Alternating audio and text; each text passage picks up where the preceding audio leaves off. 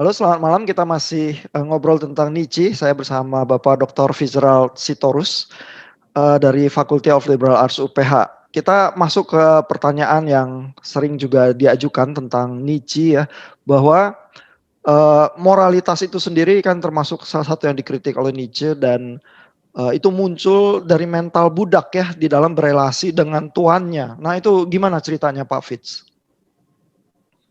Nah, terima kasih Pak Ihan ya. Benar bahwa memang Nietzsche itu seorang pembenci moralitas ya.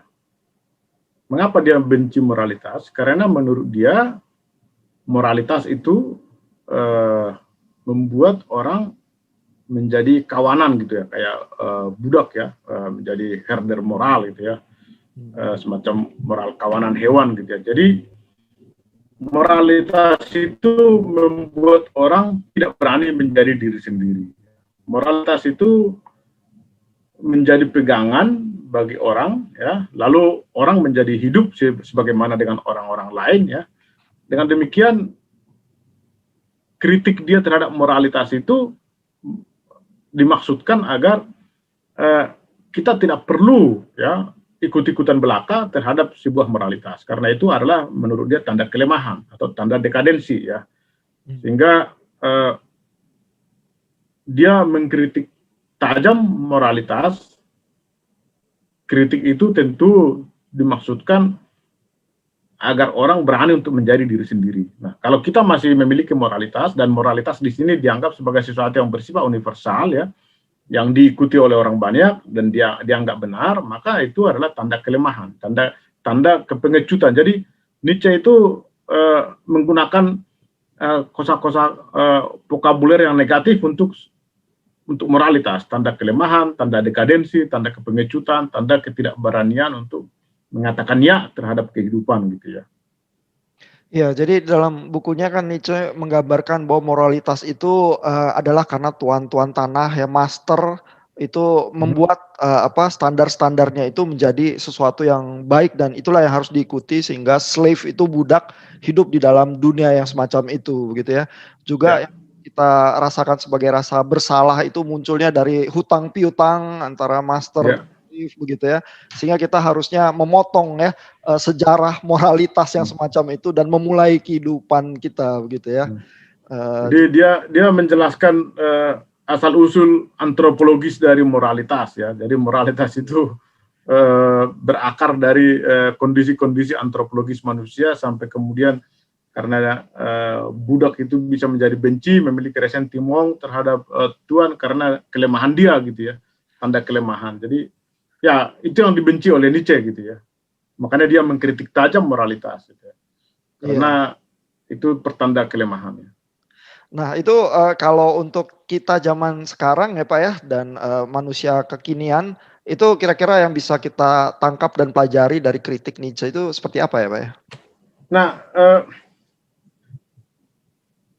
kalau kita melihat apa yang masih aktual dari kritik Nietzsche mengenai moralitas untuk dunia kita sekarang, saya pikir apa yang dikatakan Nietzsche itu justru cukup relevan ya untuk dunia kita sekarang ya. Jadi mungkin terutama dengan fenomena sosial media ya, maka Nietzsche akan menganggap kita sekarang adalah moral budak semua ya, moralitas kawanan gitu ya, dengan kita menjadi anggota di grup-grup WA, ketergantungan pada sosial media ya, maka kita adalah menjadi orang-orang yang lemah gitu ya, orang-orang yang pengecut dalam hidup, karena kita tidak berani lagi untuk menjadi diri sendiri ya. Kita hanya merasa nyaman atau merasa aman kalau kita ada pegangan itu ya, pegangan itu kelompok dalam grup WA dan segala macamnya. Jadi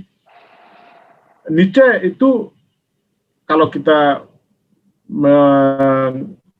melihat intensi dia itu sangat membenci manusia-manusia seperti kita sekarang gitu ya, orang yang ikut-ikutan dalam sosial media ya, dalam YouTube dan segala macam itu, menonton itu semua, itu yang dikritik oleh dia, karena itu adalah orang-orang yang tidak berani hidup sendiri gitu, tidak berani mengatakan iya terhadap kehidupan, tapi justru mencari perlindungan ya. Jadi grup-grup WA itu adalah Tuhan-Tuhan baru ya, Tuhan-Tuhan kecil itu menurut Nietzsche, karena di situ kita merasa nyaman ya, lalu tidak mampu lagi untuk, dalam bahasa Nietzsche itu kita menjadi diri sendiri gitu ya. Jadi kritik dia itu justru menjadi relevan untuk fenomena sosial media sekarang, di mana banyak orang kecanduan atau sedemikian terikat ya terhadap sosial media ya.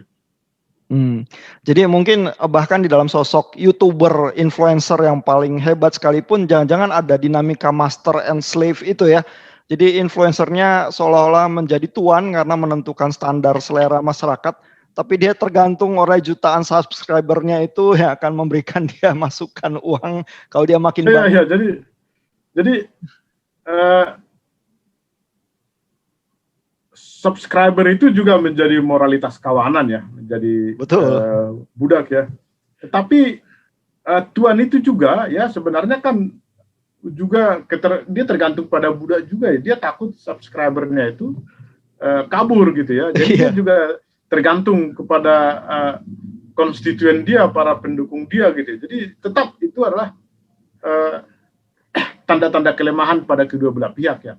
Iya, jadi yang tuan pun berusaha makin crazy gitu ya supaya makin banyak subscribernya dan memenuhi seleranya. Tapi itu justru karena dia lemah gitu ya, dia tidak mau ditinggalkan oleh pendukung dia gitu ya. Betul. Jadi ya mungkin nasihat Nietzsche gimana Pak kalau untuk yang sudah dicengkram oleh master slave dynamic semacam itu Pak? Ya jadi ya kita harus berani untuk keluar dari grup-grup WA gitu ya. Jadi jangan kalau kita masih nyaman berada di grup itu, tidak left gitu ya, kita masih moralitas budak ya, belum menjadi moralitas tuan, kita masih moralitas kawanan ya. Kita belum berani menjadi diri sendiri, belum berani mengatakan ya sagen terhadap kehidupan ya. Kita masih tipe-tipe seperti orang-orang yang tertib ya. Tadi kita bicara mengenai moralitas ya, mengenai kita masih seperti dewa Apollo gitu ya, belum menjadi seperti Dionysos yang berani menjalani kehidupan gitu ya. Nah itu Nietzsche menganggap ini adalah manusia-manusia yang lemah gitu ya.